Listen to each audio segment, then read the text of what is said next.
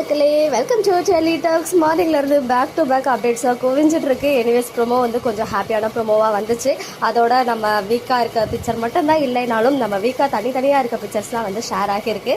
So அப்கமிங்கில் contract marriage அதை நோக்கி தான் வந்து சீரியல் நகர போகுது அப்படின்றத நம்ம டேரக்டர் சாரும் சொன்னாங்க, லைவ்ல வந்து வைஷாலியுமே சொன்னாங்க. இதெல்லாம் ஒரு சைடு இருக்க, கொஞ்சம் நேரத்துக்கு முன்னாடி நம்ம பசுபதி வந்து காவேரி கூட சேர்ந்திருக்க மாதிரி ஒரு பிக்சர். காவேரி வந்து அதில் ரொம்ப பாவமா சோகமா மூஞ்ச வச்சிருக்காங்க. அதுக்கு கேப்ஷன் என்ன கொடுத்துருக்காரு அப்படின்னு பார்த்தீங்கன்னா, செய்கை அப்படி ஏதோ நம்மளால முடிஞ்சது, வணக்கம் எம்என் மக்களே அப்படின்னு சொல்லி ஏதோ தரமான செயலை செஞ்சிருக்காரு பசுபதி. நம்ம காவேரியை வந்து சோகமாக்கி இருக்காரு. மீண்டும் மீண்டும் ஏப்பா இப்படி பண்றீங்கன்னு தான் எனக்கு இருக்கு.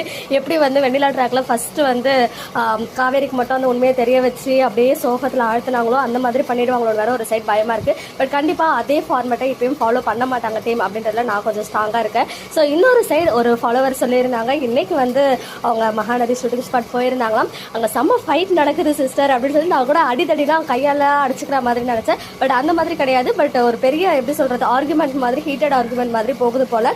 விஜய், பசுபதி அண்ட் சித்தப்பா இவங்களுக்குள்ள.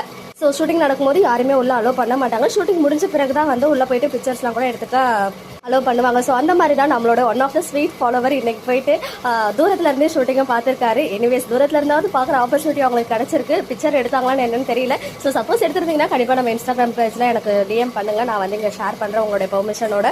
அப்கமிங்ல ஒரு தரமான ஃபைட் சீக்வன்ஸ் இருக்கு. சித்தப்பா வந்த கையோட கண்டிப்பா விஜய் அவருடைய கோபத்தை வந்து வெளிப்படுத்துவார். உங்களால தான் வெண்ணிலாவுக்கு இப்படி ஒரு நிலைமை, ஈவன் அவருடைய லைஃபை புரட்டி போட்டதே சித்தப்பா தான் அப்படின்றது இப்போ தெரிய வந்துருச்சு. ஸோ எனிவேஸ் சித்தப்பாவுக்கு ஒரு பெரிய தேங்க்ஸ். அவர்னால தான் வெண்ணிலா வெளியில போனாங்க. காவேரின்றவங்க அந்த சாப்டர்ல எப்படி சொல்றது விஜயோட லைஃப்ல வந்தாங்க.